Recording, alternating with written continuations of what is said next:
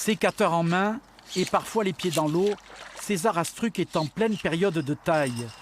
Son exploitation de 18 hectares est située dans la plaine de l'Orbe, à quelques kilomètres seulement de la mer.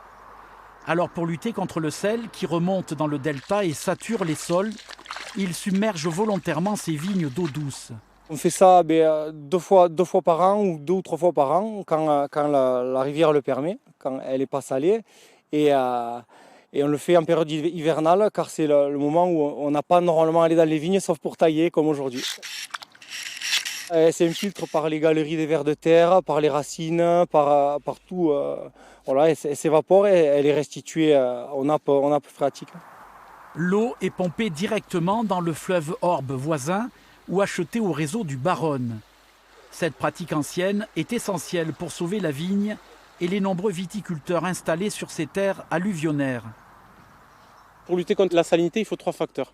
Il faut une submersion hivernale, ce qu'on fait, on amène 3000 m3 à l'hectare, une grosse quantité d'eau pour faire chuter ce sel en profondeur.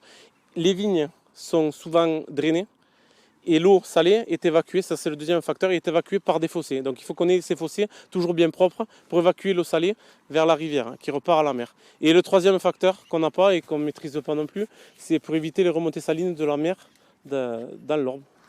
Les vignes ont les pieds dans l'eau pendant quelques semaines. Dans cette plaine saline, près de 500 hectares de vignobles produisent environ 50 000 hectolitres par an, soit plus de la moitié de la production de la cave coopérative de Sérignan.